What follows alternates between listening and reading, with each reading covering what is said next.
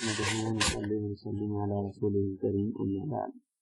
حضرت جو گفتگو فرما رہے تھے اس کے مجموعی طور پر دو اجزاء، ایک کا تعلق علوم ظاہرہ سے ہے اور ایک کا تعلق علوم باطنہ سے۔ جس بات کا تعلق علوم ظاہرہ سے ہے اس کو یاد کر لینا۔ یاد کرنے کے لیے میں آپ کو دو جملے دیتا ہوں۔ انبیاء کرام علیہم الصلاۃ والتسلیم کو بھیجے جانے کا مقصد کیا؟ پہلا سوال ہے، انسانوں کو مرتبہ انسانیت میں لانے کے لیے نمونہ انسان ضروری، آدمی کو آدمی بنانے کے لیے آدمی کی ضرورت ہے۔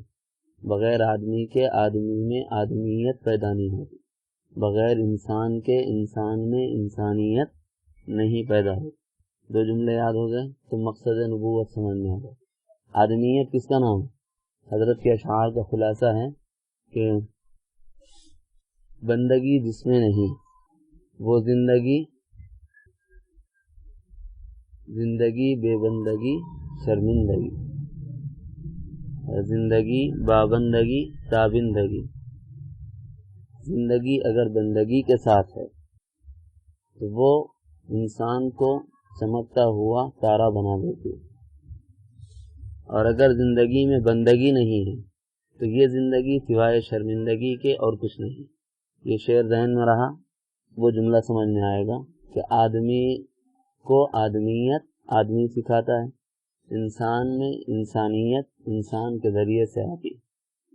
یہاں ایک سوال یہ پیدا ہو سکتا ہے کہ صاحب حضور اکرم صلی اللہ علیہ وسلم نور تھے، اب یہاں سے سوال اٹھاتے ہیں، پھر بولتے ہیں گستاخ رسول ہیں، نعوذ باللہ، طرح طرح کے الزامات بھی تو رکھتے ہیں۔ الزامات کا دفاع کرنا بھی تو اپنی ذمہ داری ہے۔ ہم چاہے دوسروں پہ الزام نہ لگائیں لیکن اپنا دفاع تو کرنا چاہیے۔ چونکہ حضرت کی بات شروع ہوئی تھی حضرت خالد طیب صاحب نور اللہ مرقدہ کے کلام سے، تو میں بھی کلام وہیں سے جوڑتا ہوں۔ حضرت کی ایک کتاب ہے مقامات مقدسہ، کبھی مطالعے کا موقع ملے تو اس کتاب کو پڑھنا، اس میں تفصیلات ہیں۔ اس کا اجمالی خلاصہ، چونکہ ہم لوگ سمجھانے کے لیے عموماً پنجے کا استعمال کرتے، پنجے الوہیت ہے، پنجے رسالت ہے، پنجے عبادت ہے، پنجے استعانت ہے، ہمارے پاس سمجھانے کے لیے پنجے آخرت بھی ہے، اسی میں ایک پنجے تجلیات بھی ہے۔ اگرچہ کہ حضرات اکابر نے لفظاً نہیں سمجھایا لیکن انہی کے آثار اور انہی کی برکتوں کا ظہور ان الفاظ میں سمجھ لیجیے۔ اگر وہ نہ ہوتے تو ہم کو کیسے یہ سبق ملتا؟ تو انہی کے سمجھانے سے سمجھ میں آئے۔ حق تعالی جل شانہ نے اس کائنات کو بنانے کا ارادہ فرمایا تو سب سے پہلے اللہ نے اللہ کے نبی محمد صلی اللہ علیہ وسلم کے نور مبارک کو پیدا فرمایا۔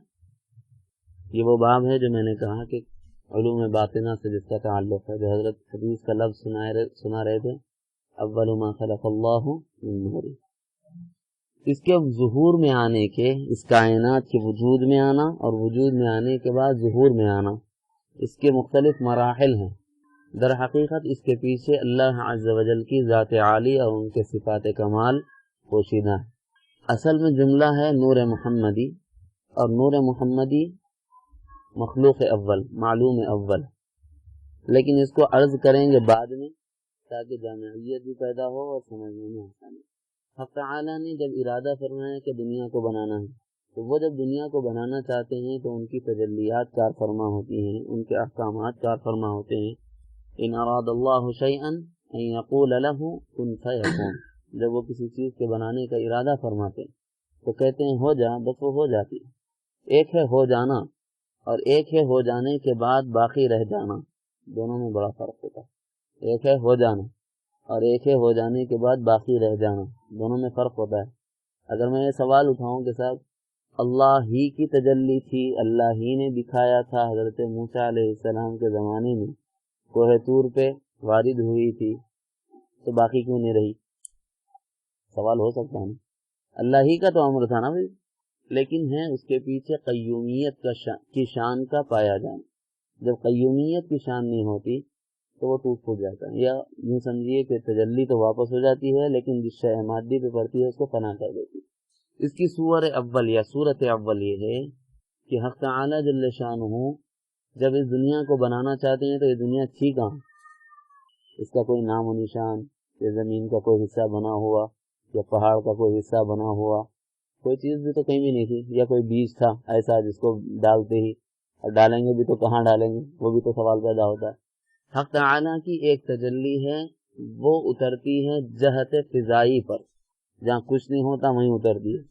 اس تجلی کو تجلی ربوبیت کہتے ہیں، ضرورتوں کے پورا کرنے والی تجلی، اور یہ سب سے پہلے اتری فضائی جہت پر، بیت اللہ جہاں ہے وہاں، بیت اللہ جہاں ہے وہاں۔ اسی کی بنیاد پر فتویٰ دیا حضرت قاری سید صاحب نور اللہ مرقدہ نے اس زمانے میں، جس زمانے میں سعودی حکام نے یہ سوال کیا تھا کہ جناب والا ہم مسجد الحرام کی تعمیر کرنا چاہتے ہیں، تو بیت اللہ کی جو اونچائی ہے 24-25 فٹ، ہم اس سے اونچا مسجد حرام کی تعمیر کرنا چاہتے ہیں، دوسری منزل ہے، تیسری منزل ہے، تو اب اس کے اوپر نماز اگر کوئی پڑھے گا تو اس کی نماز ہوتی یا نہیں ہوتی؟ اور چونکہ مطاف چھوٹا پڑ گیا ہے طواف کرنے والوں کے لیے، تو ہم یہ چاہتے ہیں کہ اس مسجد کے اوپر کچھ حصہ ایسا بنایا جائے کہ اسی کے اندر سے مسجد کے بیت اللہ کا طواف کیا جائے، تو یہ طواف ہو جاتا ہے یا نہیں ہو جاتا؟ اللہ غریق رحمت فرمائے اور آپ کی قبروں کو نور سے منور فرمائے، حضرت قاری سید صاحب نور اللہ مرقدہ کے فتوے پر مسجد الحرام کی تعمیر ہوئی ہے۔ حضرت نے فرمایا کہ اللہ کی ہم جو سجدہ کرتے ہیں وہ بیت اللہ کو نہیں کرتے ہیں، اور جو ہم طواف کرتے ہیں وہ بیت اللہ کا نہیں کرتے، اللہ کی اس تجلی ربوبیت کو ہم طواف کرتے ہیں اور اس کو سجدہ کرتے ہیں جو فضائی جہت پر سب سے اول میں اتری ہے۔ سب سے اول جو فضائی جہت میں اللہ کی تجلی ربوبیت اتری ہے، اسی میں پروردگار عالم کی تجلی الوہیت پوشیدہ ہے، ہم اس کی عبادت کرتے ہیں، ہم اس کا طواف کرتے ہیں۔ اب تم آسمان تک بھی عمارتیں قائم کر لو تب بھی ہم اسی تجلی کے طواف میں ہیں، اور اس پر نماز پڑھیں گے تب بھی اسی تجلی کے سجدے میں ہیں، اس لیے کہ وہ جو تجلی ہے وہ بیت اللہ کی زمین تک محدود نہیں ہے، بلکہ وہ تحت الثری تک ہے، گویا بیت اللہ کی بنیاد تحت الثری ہے اور بیت اللہ کی چھت عرش معلیٰ۔ بات سمجھ میں آگئی؟ ایک ہے فضائی جہت میں اترنا اور ٹھہر جانا، اس کو بولتے ہیں وقوف تجلی، تجلی کا وارد ہونا اور ٹھہر جانا، جیسے بیت اللہ کی تجلی، نام اور عنوان ذہن میں رکھیے، وقوف تجلی، تجلی وارد ہونا، ٹھہر جانا، جیسے بیت اللہ کی تجلی۔ ایک دوسری شک بھی ہے، جب اللہ نے ربوبیت کی تجلی ڈالی، زمین کا ایک کپا تو بن گیا بیت اللہ کے نیچے، لیکن اب یہ پھیلے گی نہیں تو مخلوق ٹھہرے گی کہاں؟ اور اس مخلوق کو بھی تو اس پر ٹھہرانا ہے جو پیدا کی جائے گی، چاہے وہ حیوانات کی صورت میں ہو، چاہے وہ نباتات کی صورت میں ہو، چاہے وہ جمادات کی صورت میں ہو، چاہے وہ انسانوں کی صورت میں ہو، اب ان مخلوقات کو اسی عرض پہ تو ٹھہرانا ہے۔ تو اس زمین کو پھیلانے کے لیے پروردگار عالم نے اس اسم ربوبیت پر پھر اس میں واسع کی تجلی ڈالی، تو زمین کی وسعت بڑھنا شروع ہوئی، اور جس کی جہت یا جس کی سمت متعین ہوئی سورہ سینا کی طرف، بیت المقدس کی طرف، اس کو بولتے ہیں صدور تجلی، تجلی کا وارد ہونا اور تجلی کا پھیلنا۔ ایک ہے تجلی اترنا ٹھہرنا، کعبے کی تجلی، ایک ہے تجلی کا اترنا پھیلنا سمت متعین کر کے، اور سمت پہلی چلی کدھر؟ بیت المقدس کی طرف، اس کو بولتے ہیں صدور تجلی، جیسے بیت المقدس کی تجلی، پہلی کعبۃ اللہ کی تجلی، دوسرے بیت المقدس کی تجلی، ٹھیک۔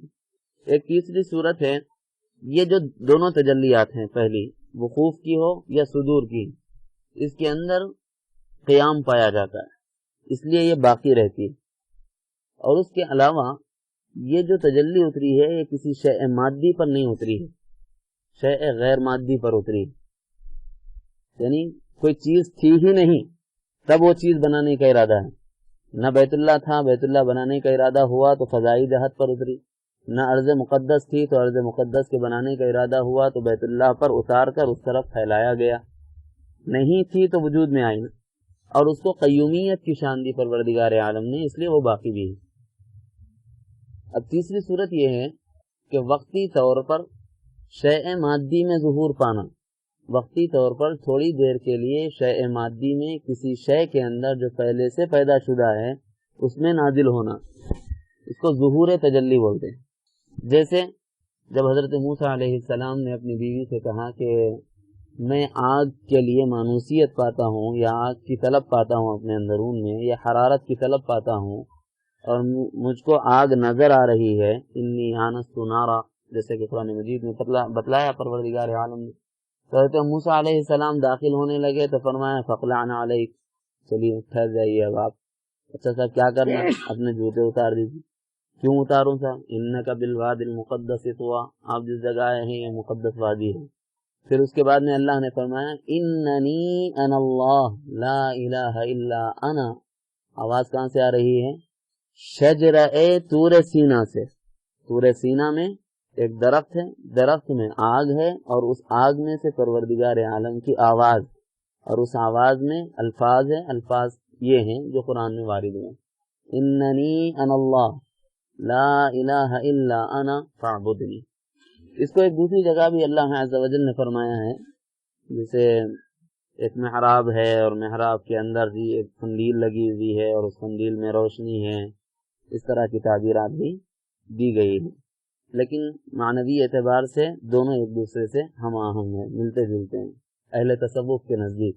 فن تفسیر میں نہیں، فن تفسیر میں کچھ الفاظ کی تردد کے ساتھ حضور اکرم صلی اللہ علیہ وسلم کی ذات عالی مراد ہے، اور مزید الفاظ کے تغیر کے ساتھ عوام الناس کے صدور بھی مراد ہیں. وہ موقع پر کبھی عرض کریں گے، اس وقت میں ہم کو اتنا موقع نہیں ہے. صرف 5 جملے آپ کو رٹانے ہیں. ایک ہے وقوف تجلی، اللہ کی تجلی کا وارد ہونا، ٹھہر جانا. دوسرے ہیں جیسے کعبۃ اللہ، دوسرے ہیں اللہ کی تجلی کا وارد ہونا اور پھیل جانا جیسے بیت المقدس کی تجلی. یہ دونوں تجلیات شیء غیر مادی پر ہوتے ہیں. ایک تیسری تجلی ہوتی ہے جس کو ظہور تجلی کہتے ہیں، جیسے شجرہ طور سینا. یہاں پر شیء غیر مادی نہیں ہے، شیء مادی ہے. آگ ایک مادے کا نام ہے، شجر ایک مادے کا نام ہے، اور اس کے اندر اللہ کی تجلی کا وارد ہونا، الوہیت کی تجلی کا، یہ ممکن تو ہے. اس سے یہ ثابت کیا ہے اہل تصوف متصوفین کرام نے کہ پروردگار عالم جب چاہیں، جہاں چاہیں، جس طرح چاہیں، جیسے چاہیں، جس شان میں چاہیں وارد ہو سکتے ہیں. اس میں کوئی اختلاف نہیں ہے. اور اسی سے استنباط کرتے ہوئے بعض محققین صوفیہ نے لکھا ہے کہ منصور حلاج کا قتل گناہ ہے، کیونکہ اللہ اگر آگ سے آواز نکلوا سکتے ہیں اننی انا اللہ، تو منصور حلاج تو اشرف المخلوقات میں سے. لیکن اس کا یہ مطلب نہیں ہے کہ منصور حلاج کی صورت کو سجدہ کیا جائے گا، یہ الگ مسئلہ ہے. اب یہ بات ذہن میں رہے کہ جو تجلی ٹھہری ہوئی نہ ہو اس تجلی کو سجدہ نہیں ہوتا.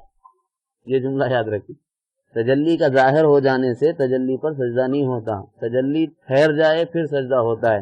اگر منصور حلاج کی زبانی سے نکل جائے تو اس کا یہ مطلب نہیں ہے کہ ظاہر ہوئی ہے تو لہٰذا سجدے کرتے چلے جاؤ، آگ سے ظاہر ہوئی ہے لہٰذا سجدے کرتے چلے جاؤ. یہ مطلب نہیں ہوتا ہے. یہ مطلب ہوتا ہے کہ اللہ جب چاہیں، جہاں چاہیں، جس شان میں چاہیں، جس کیفیت کے ساتھ چاہیں، اور جس اپنی تنزیہی شان کے ساتھ یا تشبیہی انداز میں پروردگار عالم چاہیں وارد ہو، یہ ان کی اپنی شایان شان ہوگا، وہ ان کا اپنا کمال ہوگا. اس تجلی کو ظہور تجلی کہتے ہیں. 3 ہو گئے.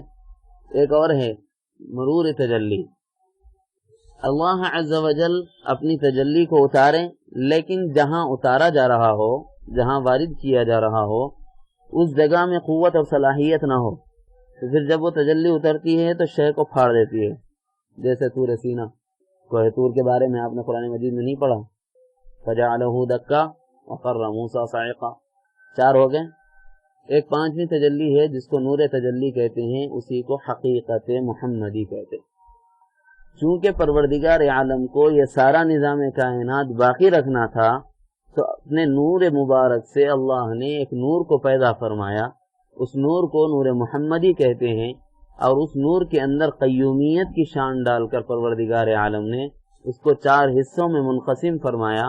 ایک حصے سے پروردگار عالم نے ملائکہ کو وجود عطا فرمایا، نورانی مخلوقات. ایک حصے سے پروردگار عالم نے مادیات کو پیدا فرمایا، جیسے زمین، آسمان، چاند، سورج، ستارے، سیارے جو بھی ہیں. اور ایک حصے سے انبیاء کرام کو نبوت عطا فرمائی، اور ایک حصے سے انسانوں کو وجود عطا فرمائی. تو یہ سب کچھ باقی ہے. تو کیسے باقی ہے؟ اس لیے باقی ہے کیونکہ نور محمدی باقی ہے. اس نور محمدی کے بقا کے لیے، کیونکہ نور جب نور سے ملتا ہے تو باقی رہتا ہے، نور جب ظلمت سے ملتا ہے تو ظلمت کو دور کر دیتا ہے. اب تک اندھیرا تھا، صحیح نظر نہیں آ رہا تھا، اب لائٹ آ گئی تو ظلمت چلے گی نہیں چلے گی. ایسے ہی میرے دوستو ظلمت کا خاصہ یہ ہے کہ نور آتے ہی بھاگ جاتا ہے، لیکن نور نور میں آئے تو مزید نورانی ہو جاتا ہے اور اس میں بقا کی شان آ جاتی ہے. تو ایسے ہی اللہ عز و جل کا جو تجلی والا نور ہے وہ نور محمدی کے اندر وارد ہوتا ہے تو وہ قیومیت کی شان رکھتا ہے اور وہ باقی رہتا ہے. یہی وجہ ہے ہمارے اکابرین نے فرمایا کہ اللہ کے نبی صلی اللہ علیہ وسلم کا جسم مبارک بھی اور آپ کی روح مبارک بھی زندہ ہے. عقیدہ ہے کہ حضور اکرم صلی اللہ علیہ وسلم کی ذات گرامی زندہ ہے اور وہ زندہ اپنی شایان شان ہے جیسے اللہ کی مرضی ہے. آپ کا جسم مبارک بھی محفوظ ہے. اللہ نے زمین پر حرام کیا ہے کہ نبیوں کے جسموں کو کھائے. وہ کیوں؟ اب اس صورت میں پھر اب مسائل بتانا پڑے گا. ایک انسان ہے، انسان کو زمین جو مٹی ہے اس مٹی سے بنایا گیا ہے. خلقنا الانسان من طین، کھنک کی مٹی سے انسانوں کو پیدا کیا. پھر انبیاء کے جسموں کو ہاں انہیں بھی مٹی سے بنایا ہے، لیکن مٹی اور مٹی میں فرق ہوتا ہے. ہر حجر حجر نہیں ہوتا، ایسے ہی ہر بشر بشر نہیں ہوتا. ایک پتھر ہے آپ کے طہارت خانے میں لگا ہوا ہے، صاحب آپ اس کو کبھی اٹھا کے سر پہ رکھیں گے؟ کبھی بھی نہیں رکھتے. اور ایک پتھر ہے جو مسجد کے اندر لگا ہوا ہے، کبھی اس پر پیشاب کریں گے؟ آدمی توبہ کرے گا صاحب گناہ ہو جائے گا، مسجد میں کون پیشاب کرے گا؟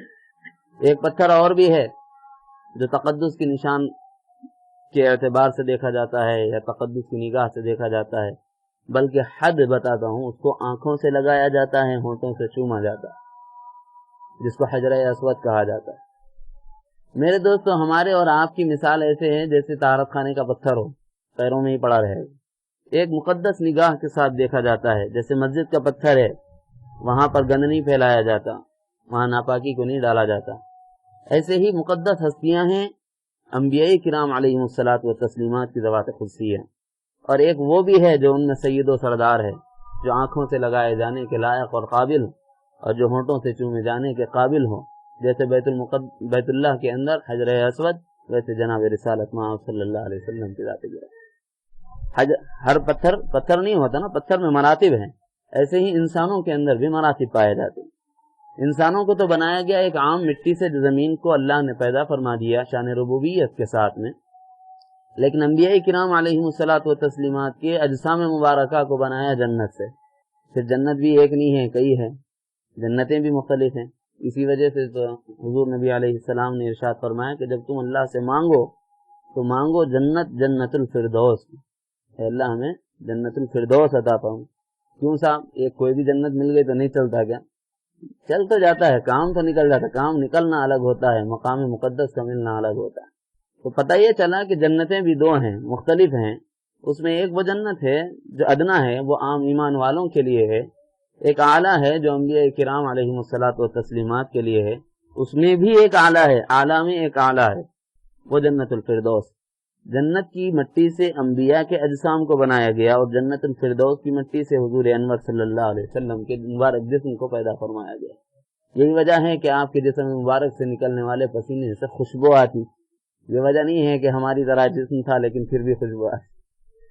کوئی تو وجہ ہوگی نا، وجہ بھی تو تلاش کرو، پتہ چلتا ہے کہ کیا وجہ ہے، کس سبب سے ایسا ہوتا ہے.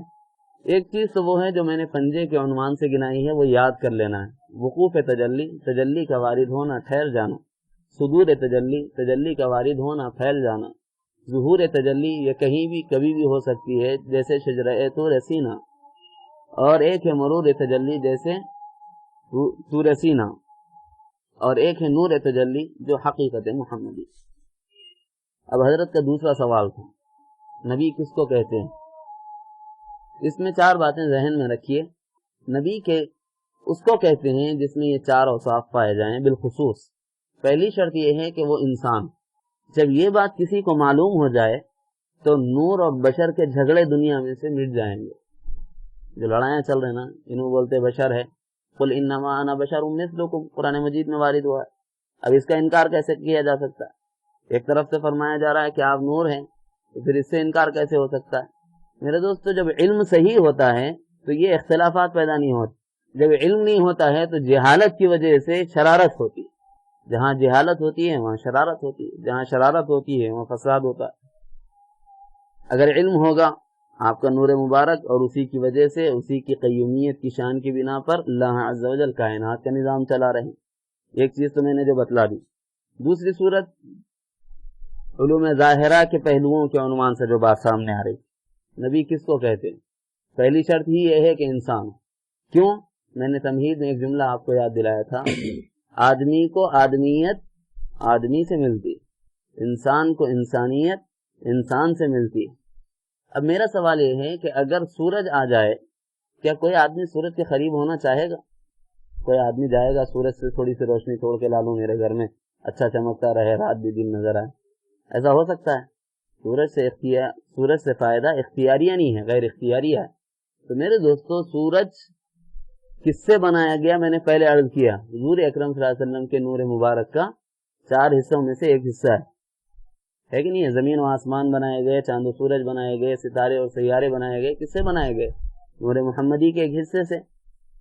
تو ایک سورج کا حال یہ ہے کہ آپ وہ جو نور محمدی کا ایک ٹکڑا بنایا گیا اس سے فائدہ نہیں اٹھا سکتے. جب نور محمدی اپنی شکل اصلی میں دنیا میں آتا تو کون فائدہ اٹھاتا تھا؟ تو فائدہ اٹھانا تھا نا سب کو. اسی لیے پروردگار عالم نے نور محمدی پر جسد مبارک کا غلاف چڑھا کر اس کائنات میں مبعوث فرمایا, اور شرط رکھی کہ یہ انسان ہوگا تاکہ انسانوں کے درمیان تعلیم انسانیت کو عام کرے, آدمیوں میں تعلیم آدمیت کو بیدار کرے. تو سب سے پہلی شرط کیا ہوئی؟ انسان. انسان کس کو بولتے ہیں؟ انسان کی تعریف یہ ہے کہ محسوس ہو, ذو عقل ہو, جسے چھوئیں تو چھوا جا سکے, اور ذی روح ہو, غیر ذی روح نہیں, جس میں روح بھی پائی جائے. ایک یہ ہے کہ شیء مردہ ہو اور اس کو آپ چھوئیں تو چھو تو سکتے ہیں, لیکن اس میں حیات نہ ہو تو مسئلہ ہو جاتا ہے. ذی روح ہو, جس میں روح پائی جائے, اور محسوس ہو, جسے چھوا جا سکے. ذو عقل ہو, کامل العقل ہو. ایک ہوتا ہے عقل کا ہونا, لیکن درجات مختلف ہوتے ہیں, جیسے عورت کی عقل, جیسے جانور کی عقل, جیسے اور دیگر مخلوقات کی عقل. عقل میں مختلف مراتب ہیں. عورت کی عقل ہی لے لیجئے, چونکہ انسانوں کے معیار پر ہے, لیکن ہے ناقص العقل. تو ناقص العقل کو کبھی اللہ میں نبی نہیں بناتے. پوری قرآن شریف پڑھ لیجئے, پھر مجھے بتائیے کہیں عورت کو کبھی نبی بنانے کا تذکرہ ملا؟ کہیں نہیں. تو ذو عقل ہو, اور عقل میں عقل کامل ہو, اور عقل کامل مرد میں پائی جاتی ہے, اس لیے مرد کامل بنائے گئے جناب رسالت محمد صلی اللہ علیہ وسلم. 3 شقیں ہیں نا انسانوں میں بھی, ایک ہوتا ہے مرد, ایک ہوتا ہے مخنث, ایک ہوتا ہے مؤنث. مخنث کا تذکرہ ہی نہیں ملتا کہیں بھی, البتہ مؤنث اور مذکر میں جھگڑا رہ جاتا ہے. مؤنث کو ناقص العقل کہہ دیا, ناقص العقل کو نبوت نہیں مل سکتی. اور کامل العقل وہ ہے جو مرد ہو, اور مرد بھی مرد کامل ہو, اور حضور اکرم صلی اللہ علیہ وسلم مرد کامل تھے, چنانچہ نبوت سے سرفراز فرمائے گا. انسان ہو مبعوث من اللہ, اللہ کی جانب سے بھیجے گئے. اسی لیے اللہ نے قرآن میں وضاحت فرما دی, وما ينطق عن الهوى ان هو الا وحی یوحى. وہ تو اپنی طرف سے کچھ بھی نہیں کہتے, جو کہتے ہیں وہ اللہ کی طرف سے ہوتا ہے. اب ان کے پاس وحی کا فرشتہ آتا ہے. اس کے اندر سے ایک اور شق نکلتی ہے کہ مبعوث من اللہ جو ہوتا ہے, جس کے پاس وحی آتی ہے, اس کا کمال کیا ہوتا ہے؟ معصوم عن الخطا, وہ گناہوں سے بچا ہوا ہو. نہ اس نے نبوت سے پہلے گناہ کیے ہوں, نہ اس نے نبوت کے بعد گناہ کیے. یعنی گناہوں سے پہلے بھی بچتا تھا, گناہوں سے بعد میں بھی بچنے والا. اسی لیے اللہ نے فرمایا غفر لہ ما تقدم من ذنبہ وما تأخر. ان کے پہلے گناہ بھی معاف کر دیے گئے, ان کے بعد کے گناہ بھی معاف کر دیے گئے. لیکن اس کا کمال یہ ہوتا ہے کہ گناہ معاف ہو گئے بلکہ پھر گناہ کی طرف نہیں جاتا, وہ عبادت میں اور بڑھ جاتا ہے تاکہ شکرانہ بڑھ جائے. 5 باتیں پہلے: وقوف تجلی, صدور تجلی, ظہور تجلی, مرور تجلی, نور تجلی. اس کو بولتے ہیں تجلیات کا پنجہ, یہ یاد رکھیں. اس کے بعد میں شیخ یہ ہے کہ جھگڑے کو ختم کرنے کے لیے نبی کون ہوتا ہے؟ حضرت کا دوسرا سوال تھا. پہلا سوال تھا مقصد نبوت کیا ہے؟ آدمیوں میں آدمیت کا پیدا کیا جانا بذریعہ آدمی. دوسرا سوال تھا نبی کسے کہتے ہیں؟ نبی وہ ہوتا ہے جو انسان ہو, اور انسانوں میں بھی محسوس ہو, جو عقل ہو. پھر اس کے بعد دوسری شق ہے اس میں مبعوث من اللہ ہو, اللہ کی جانب سے ہو. کوئی اپنی عبادت کے ذریعے سے کبھی نبی نہیں ہو سکتا. اگر کسی کو الزام ہے کہ وہ اپنی عبادت سے نبی بن سکتا ہے تو بن کے بتائے, کتنے جوتے پڑیں گے جب پتا چلے گا. رات بھر کی تہجدیں ہوں، رات بھر کی عبادتیں ہوں، تلاوتیں ہوں، اذکار ہوں، نوافل ہوں، جی دن بھر کی تلاوتیں ہوں، اذکار ہوں، رات بھر کی آوازاریاں ہوں، سب کچھ ہو، مرتبہ ولایت تو مل سکتا ہے، نبوت تو دور کی بات ہے، مرتبہ صحابیت بھی تو نہیں مل سکتا، یہ اپنا معیار ہے نا. تو ایسے میرے دوستو مبعوث من اللہ، یہ عبادت سے نہیں ہوتا، یہ شیء وحدی ہوتی ہے، یہ اللہ کی جانب سے عطا، اور اس کا خاصہ یہ ہوتا ہے کہ وہ معصوم عن الخطا ہوتا ہے. چونکہ وہ معصوم عن الخطا ہوتا ہے اور مبعوث من اللہ ہوتا ہے، اس لیے مفروض الاتباع ہوتا ہے، اس کی اتباع کو پروردگار عالم نے فرض کیا ہوا ہوتا ہے. وَيَتَّبِعْ غَيْرَ سَبِيلِ الْمُؤْمِنِينَ وَيَتَّبِعُ الرَّسُولَ ومن اطاع اللہ ورسولہ ومن یطع اللہ ورسولہ. قرآن شریف کی آیتیں پڑھتے چلے جائیے، اب آپ کو بے شمار آیتیں ہیں. تو نبی کس کو کہتے ہیں؟ چار باتیں اس میں ہوں، انسان ہو، انسان کامل، اور مبعوث من اللہ، معصوم عن الخطا، مفروض الاتباع. اللہ ہم سب کو صحیح معنوں میں ان علوم کو سمجھنے کی توفیق اور سعادت نصیب فرمائے، اور عملی زندگی میں ہم حضور اکرم صلی اللہ علیہ وسلم کے صحیح معنوں میں متبع اور فرمانبردار ہوں. اللہ ایسی پاکیزہ زندگی نصیب فرمائے. اللهم صل على محمد وعلى ال محمد وبارك وسلم. ربنا آتنا في الدنيا حسنة وفي الآخرة حسنة وقنا عذاب النار. ربنا ظلمنا أنفسنا وإن لم تغفر لنا وترحمنا لنكونن من الخاسرين. رب ارحمهما كما ربيانا صغارا. رب ارحمهما كما ربيانا صغارا. رب ارحمهما كما ربيانا صغارا. اللهم اشف مرضانا ومرضى المسلمين واغفر موتانا يا أرحم الراحمين. اللهم أعنا بالعلم وزينا بالحلم وأكرمنا بالتقوى وجملنا بالعافية. اللهم إنا نسألك الجنة ونعيمها وما قرب إليها من قول وعمل، ونعوذ بك من النار وما قرب إليها من قول وعمل. اللهم إنا نسألك رضاك والجنة ونعوذ بك من سخطك والنار. اللهم إنا نسألك من خير ما سألك منه نبيك محمد صلى الله عليه وسلم، ونعوذ بك من شر ما استعاذك منه نبيك وحبيبك محمد صلى الله عليه وسلم. أنت المستعان وعليك البلاغ، ولا حول ولا قوة إلا بك. وصل وسلم وبارك على حبيبك سيد المرسلين، والحمد لله رب العالمين.